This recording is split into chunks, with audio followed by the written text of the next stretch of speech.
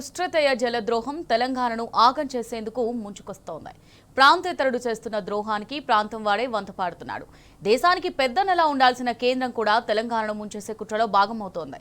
అందుకే కాళోజీ స్ఫూర్తితో తెలంగాణ సాధకుడు కేసీఆర్ మరోసారి జాతిని జాగృతం చేసేందుకు సిద్ధమయ్యారు. తెలంగాణ జలరక్షణ కోసం అపర భగీరథుడు కేసీఆర్ రాష్ట్రాన్ని రక్షించాల్సిన పాలకులే తెలంగాణ పాలిట రాకాసులైన వేళ మరోసారి కేసీఆర్ ఉద్యమ సారథిగా మారనున్నారు.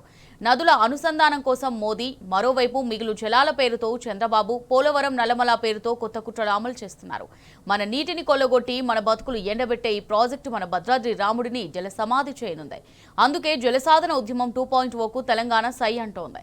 ప్రాంతం వారు చేస్తున్న ద్రోహాన్ని పాతరేసేందుకు కేసీఆర్ ఉద్యమ శంఖారావం పూరించనున్నారు. ఈ నేపథ్యంలో తెలంగాణ తొలి ముఖ్యమంత్రి బీఆర్ఎస్ అధినేత కేసీఆర్ అధ్యక్షతన ఇవాళ బీఆర్ఎస్ ఎల్పీ పార్టీ రాష్ట్ర కార్యవర్గ విస్తృత స్థాయి సంయుక్త సమావేశం జరగనుంది. పార్టీ కేంద్ర కార్యాలయం తెలంగాణ భవన్లో మధ్యాహ్నం 2 గంటలకు మీటింగ్ ప్రారంభమవుతుంది. కృష్ణా గోదావరి జలాల విషయంలో తెలంగాణ రాష్ట్రానికి జరుగుతున్న అన్యాయం, 10 ఏళ్ల బీఆర్ఎస్ పాలనలో చేపట్టిన నీటిపారుదల ప్రాజెక్టులు, వాటిని కాంగ్రెస్ ప్రభుత్వం ముందుకు తీసుకుపోవడంలో చూపిస్తున్న నిర్లక్ష్య వైఖరిపై ఈ సమావేశంలో ప్రత్యేక చర్చ జరగనుంది.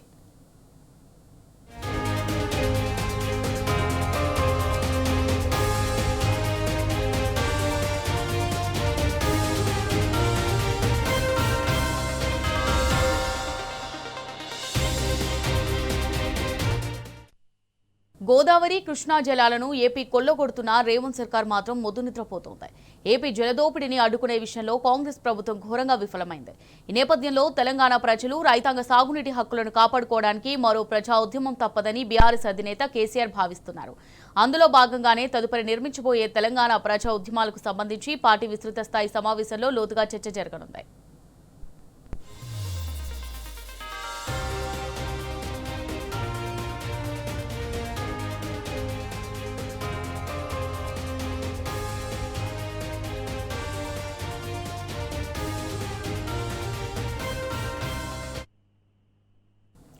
పాలమూరు రంగారెడ్డి ఎత్తిపోతల ప్రాజెక్టుకు గత బీఆర్ఎస్ ప్రభుత్వం 91 టీఎంసీలు కేటాయిస్తే కాంగ్రెస్ ప్రభుత్వం కేవలం 45 టీఎంసీలు ఇస్తే చాలని కేంద్రం ముందు దేవరించడం బాధాకరం. రాష్ట్ర నీటిపారుదల శాఖ మంత్రి ఉత్తమ్ కుమార్ రెడ్డి 45 టీఎంసీలకు అంగీకరిస్తూ కేంద్రం వద్ద మోకరిల్లి రావడం రాష్ట్ర రైతాంగ ప్రయోజనాలను తాకట్టు పెట్టడమే.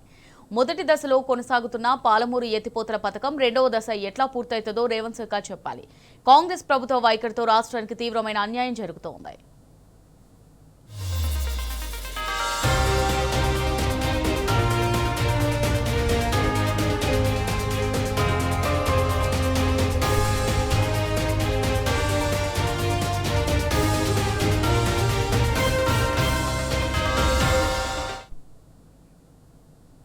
రైట్గా దీనికి సంబంధించి మరిన్ని డీటెయిల్స్ మా రిపోర్టర్ లివిల్ లైవ్ ద్వారా అందిస్తారు. లివిల్ చెప్పండి, మరి నేడు తెలంగాణ భవన్లో మధ్యాహ్నం 2 గంటలకు బీఆర్ఎస్ అధినేత కేసీఆర్ అధ్యక్షతన అసంఖ్య సమావేశం జరగనున్నట్టుగా తెలుస్తోంది. జల రక్షణకు సంబంధించి నేతలకు దిశానిర్దేశం చేయనున్నట్టుగా తెలుస్తోంది. మరి దీనికి సంబంధించి డీటెయిల్స్ ఏ విధంగా ఉన్నాయి లివిల్? మధ్యాహ్నం 2 గంటలకు బీఆర్ఎస్ అధినేత కేసీఆర్ అధ్యక్షతన తెలంగాణ భవన్లో కీలక సమావేశం జరగనుంది. మాజీ మంత్రులు, ఎమ్మెల్యేలు, ఎమ్మెల్సీలతో పాటు ఎంపీలు కూడా హాజరవుతారు. మరోపక్క కార్యవర్గ సమావేశం కూడా ఈ కార్యవర్గ సమావేశం భేటీ కూడా ఉంటుంది. ప్రధానంగా రాష్ట్రంలో 2 సంవత్సరాల కాంగ్రెస్ పాలనలో నీటిపారుదల శాఖ నిర్లక్ష్యంపైనే బీఆర్ఎస్ పార్టీ ఫోకస్ చేయనుంది. బీఆర్ఎస్ అధినేత కేసీఆర్ దిశానిర్దేశం చేయనున్నారు. ప్రధానంగా రాష్ట్రంలో 2 సంవత్సరాల కాంగ్రెస్ పాలనలో పూర్తిగా నిర్లక్ష్యానికి గురవుతుంది. ఇటు ఏపీ జలదోపిడికి రోజు రోజు పెరుగుతుంది. ఇప్పటికే పాలమూరు రంగారెడ్డికి కేంద్ర ప్రభుత్వం ప్రతిపాదించిన 45 టీఎంసీలు చాలు అని వాళ్ళ రాష్ట్ర ప్రభుత్వం ఒప్పుకున్న నేపథ్యంలో దీనిపై కూడా సమరశంఖం పూయించాలని చెప్పేసి కూడా బీఆర్ఎస్ అధినేత కేసీఆర్ భావిస్తున్నారు. అందులో భాగంగా వాళ్ళ పాలమూరు రంగారెడ్డి ప్రాజెక్టుకు సంబంధించిన జలదోపిడి పైన కూడా బీఆర్ఎస్ అధినేత కేసీఆర్ నేతలకు దిశానిర్దేశం చేయనున్నారు. మరోపక్క ఇప్పటికే ఏదైతే పోలవరం నల్లమల సాగర్కు సంబంధించిన అంశం ఏదైతే ఉందో దాని ద్వారా నదుల అనుసంధానం పేరు మీద గోదావరి నీళ్లను అక్రమంగా తరలించేందుకు ఏపీ కుట్రలు చేస్తుంది. ఆ కుట్రలను కూడా ఇవాళ రాష్ట్ర ప్రభుత్వం పట్టించుకున్న పాపాన పోవట్లేదు.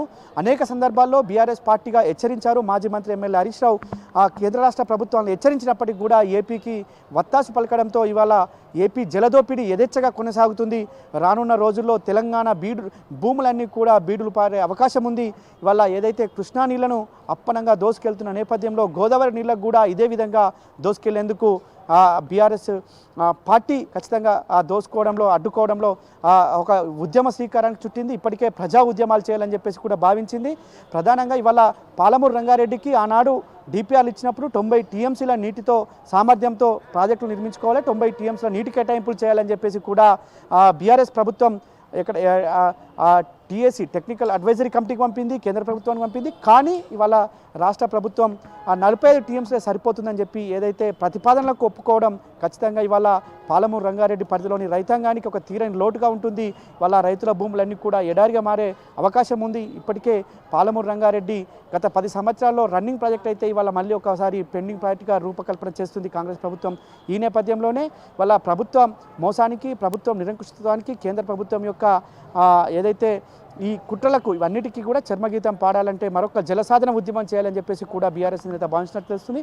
అందులో భాగంగానే ఈ సమావేశంలో పలు కీలక అంశాలపైన కూడా చర్చించే అవకాశం ఉంది. మరోపక్క కృష్ణా జలాలను ఏ విధంగా అయితే దోసుకొని పోతుందో, మరోపక్క ఇటు ఏపీకి సంబంధించిన గోదావరి జలాల విషయంలో కూడా ఇదే తరహా దోసుకుపోవడానికి నదుల అనుసంధానం పేరు మీద కొత్త డ్రామాకు తెరదీసింది.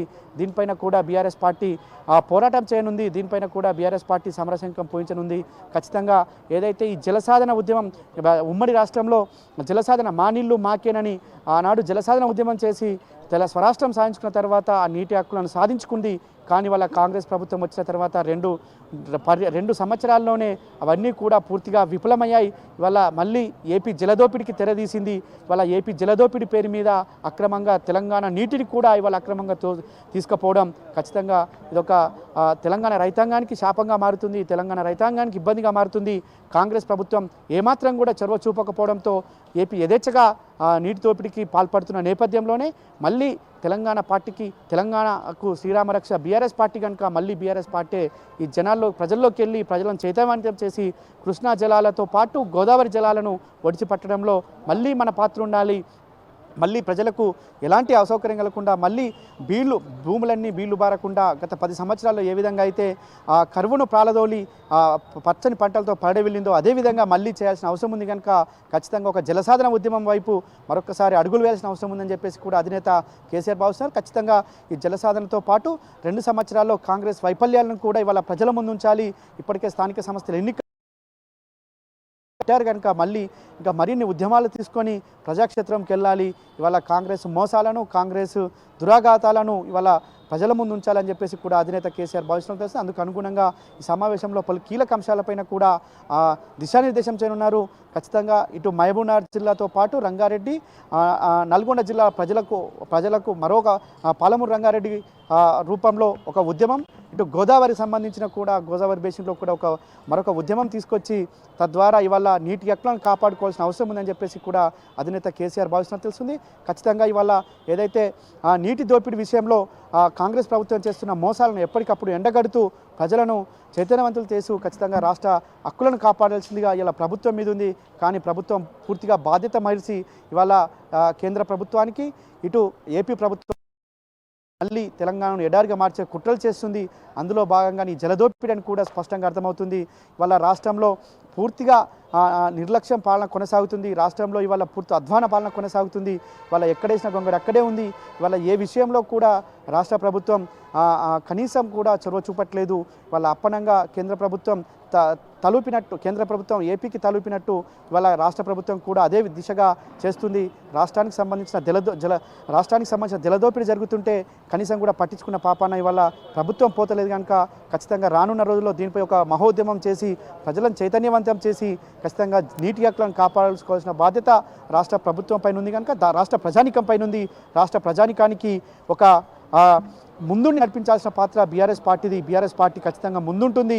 రానున్న రోజుల్లో ఈ మహోద్యమం చేసి తెలంగాణ నీటి హక్కులు కాపాడడం కోసం అహర్నిశలు ప్రజాక్షేత్రంలో ఉండేందుకు కూడా ఈ సందర్భంగా బీఆర్ఎస్ అధినేత కేసీఆర్ దిశానిర్దేశం చేసే అవకాశం స్పష్టంగా కనిపిస్తుంది. అమూల్య.